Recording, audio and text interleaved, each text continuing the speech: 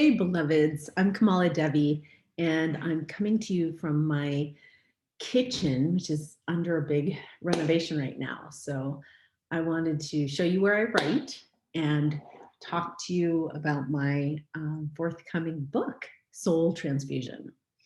So this is just like really just a personal update because a lot of people are like, what are you working on? And what's your new project? And I wanted to give you an evolutionary transmission because I don't know what the book's going to turn out to be, but I wanted to give you a sense of what it is now and maybe talk a bit about my process.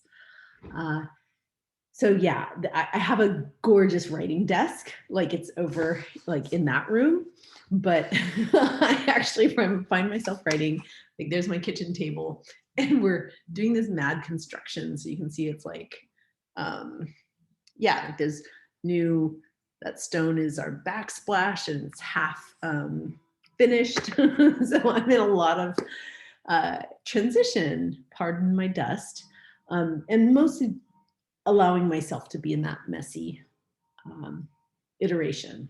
It's part of the creative process. So this book, yeah, I've written 7 books and plays and other things, but this is a whole new writing process. This is my 3rd novel, and this story, Soul Transfusion, is actually a fictional account of so it's a gender transcendent individual who doesn't necessarily identify with the gender politics of being trans, but they are going through this awakening to the hermaphroditic nature of their soul. And really it's an awesome opportunity for me to experience, express, meet myself on the page, aspects of my own gender, and explore these themes. I have a few very powerful like spiritual guides that are coming through and showing up in character. There's a, so the main characters starts off as Marc, and as his twin brother crosses over and he goes through this like dark night of the soul, realizes that his feminine has been really repressed, and she starts coming through as Emmy, and he's actually married to Sophie. And Sophie has this, as many people do, when someone transitions, there's like a massive whole life upside down, inside out question of, do I stay with my beloved who I married and made those vows, sickness and health and come what may. And so Sophie dedicates herself to falling in love with Emmy, like really going on the journey, but also really showing up for what the soul contract is between the two of them. And one of their spiritual teachers is this part Inuit guide. So he's connected to the First Nations, and his name is Santiago, and he takes them on sweat lodges and vision quests and really puts them in touch with the other worldly realms of the hermaphroditic soul. And so it's fun because it's like, it not only happens in Portland in the 3D world, but it also happens in otherwhere, this dream time space where they're exploring their soul contract. And a lot of, yeah, just colorful, deep exploration of tribe and community and what it takes to actually birth a new identity after the dark night of the soul.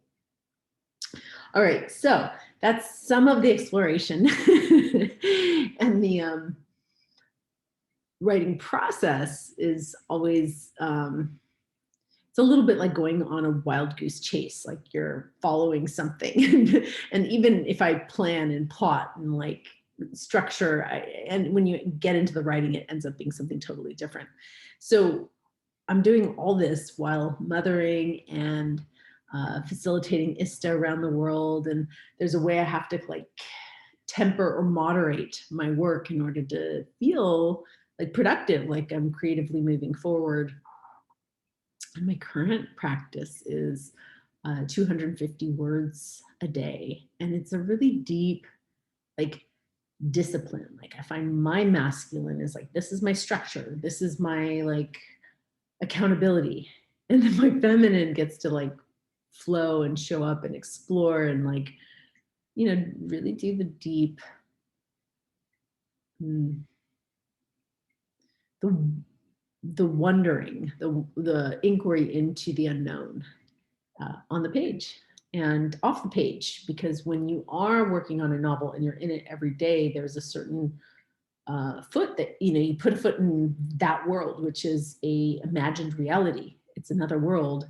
And just because you stop your daily practice doesn't mean that those muses and that those energies don't stop working on you. So I really feel like I'm, you know, in my kitchen doing a remodel, and then I'm in this book doing this massive like upgrade of the ecstatic current that runs through me as I understand it. So yeah, cheers to that. And I want to say too, because a lot of people, when they hear your writing, will say, oh, when's your book going to come out? Or I can't wait to read it, which is super sweet, well-intended to be supportive, but somewhat frustrating as an author. It's like, it's fucking long game. It takes a while. So asking someone like, when's it coming out, just feels like it's about the journey.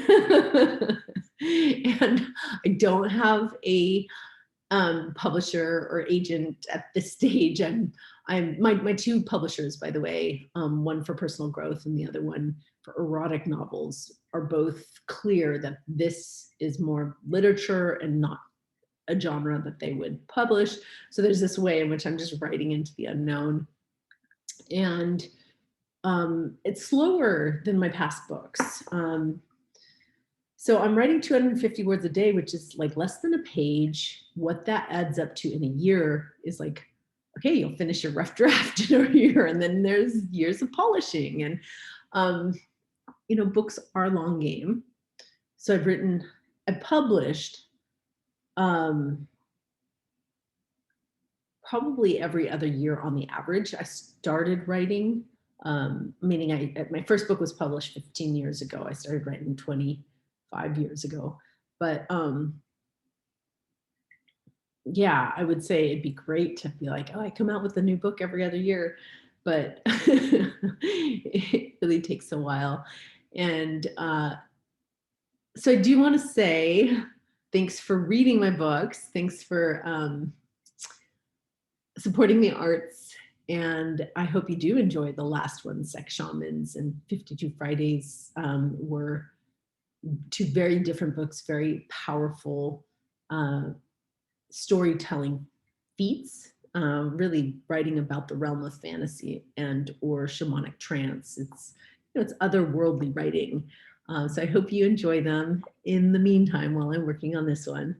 And then I'll be happy to give you updates if you're interested. Okay, blessings.